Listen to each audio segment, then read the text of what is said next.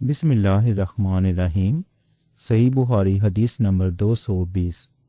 حضرت ابو ہریرہ رضی اللہ تعالی عنہ نے فرمایا کہ ایک اعرابی کھڑا ہو کر مسجد میں پیشاب کرنے لگا تو لوگ اس پر جھپٹنے لگے۔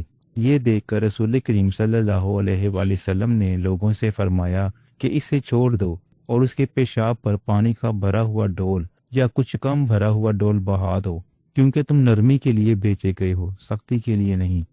صحیح بخاری حدیث نمبر 221۔ ایک دیہاتی شخص آیا اور اس نے مسجد کے ایک کونے میں پیشاب کر دیا۔ لوگوں نے اس کو منع کیا تو رسول کریم صلی اللہ علیہ وآلہ وسلم نے انہیں روک دیا۔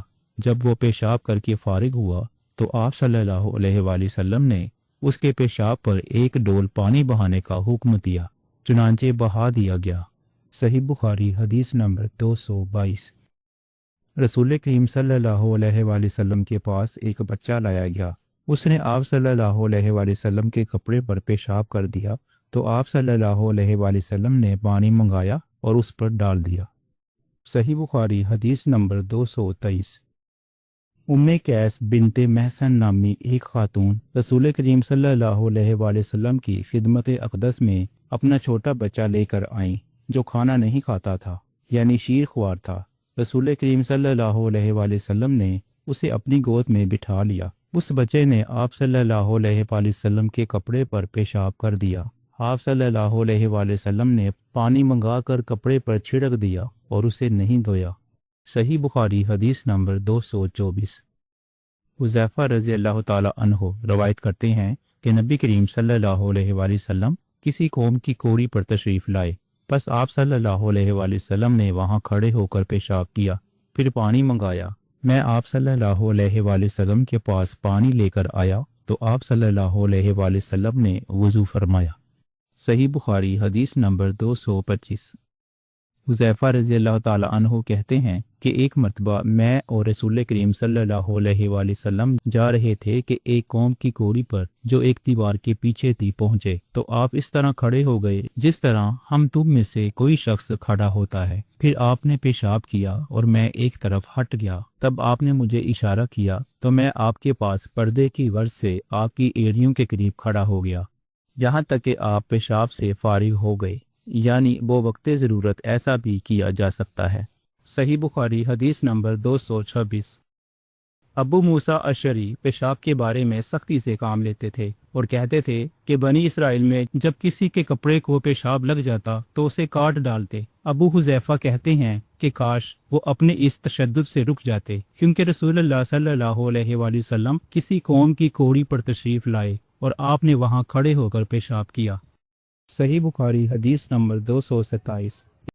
ایک عورت نے رسول کریم صلی اللہ علیہ وآلہ وسلم کی خدمت میں حاضر ہو کر عرض کی کہ حضور فرمائیے، ہم میں سے کسی عورت کو کپڑے میں حیض آ جائے تو وہ کیا کرے؟ آپ صلی اللہ علیہ وآلہ وسلم نے فرمایا کہ پہلے اسے کھرچے، پھر پانی سے رگڑے اور پانی سے دھو ڈالے اور اسی کپڑے میں نماز پڑھ لے۔ صحیح بخاری حدیث نمبر 227۔ ایک عورت نے رسول کریم صلی اللہ علیہ وآلہ وسلم کی خدمت میں حاضر ہو کر عرض کی کہ حضور فرمائیے، ہم میں سے کسی عورت کو کپڑے میں حیض آ جائے تو وہ کیا کرے؟ آپ صلی اللہ علیہ وآلہ وسلم نے فرمایا کہ پہلے اسے کھرچے، پھر پانی سے رگڑے اور پانی سے دھو ڈالے اور اسی کپڑے میں نماز پڑھ لے۔ صحیح بخاری حدیث نمبر 228۔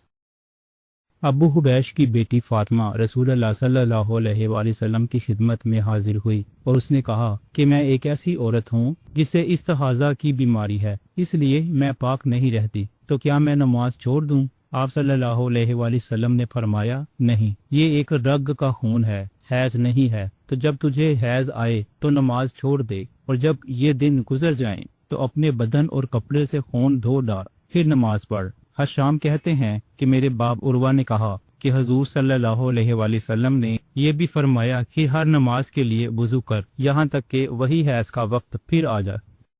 صحیح بخاری حدیث نمبر 229۔ حضرت عائشہ رضی اللہ تعالی عنہا فرماتی ہیں کہ میں رسول کریم صلی اللہ علیہ وآلہ وسلم کے کپڑے سے جنابت کو دھوتی تھی، پھر اس کو پہن کر آپ صلی اللہ علیہ وآلہ وسلم نماز کے لیے تشریف لے جاتے اور پانی کے دھبے آپ کے کپڑے میں ہوتے تھے۔ صحیح بخاری حدیث نمبر 230۔ میں نے حضرت عائشہ رضی اللہ تعالی عنہا سے اس منی کے بارے میں پوچھا جو کپڑے کو لگ جائے، تو انہوں نے فرمایا کہ میں منی کو رسول کریم صلی اللہ علیہ وآلہ وسلم کے کپڑے سے دھو ڈالتی تھی، پھر آپ نماز کے لیے باہر تشریف لے جاتے اور دھونے کا نشان یعنی پانی کے دھبے آپ صلی اللہ علیہ وآلہ وسلم کے کپڑے میں باقی ہوتے۔ صحیح بخاری حدیث نمبر 231۔ حضرت عائشہ رضی اللہ تعالی عنہا نے فرمایا کہ میں رسول کریم صلی اللہ علیہ وآلہ وسلم کے کپڑوں سے منی کو دھو ڈالتی تھی، پھر آپ صلی اللہ علیہ وآلہ وسلم نماز کے لیے باہر نکلتے اور دھونے کا نشان یعنی پانی کے دھبے کپڑے میں ہوتے۔ صحیح بخاری حدیث نمبر 232۔ حضرت عائشہ رضی اللہ تعالی عنہا رسول کریم صلی اللہ علیہ وآلہ وسلم کے کپڑے سے منی کو دھو ڈالتی تھیں۔ وہ فرماتی ہیں کہ پھر کبھی میں ایک دھبا یا کئی دھبے دیکھتی تھی۔ صحیح بخاری حدیث نمبر 233۔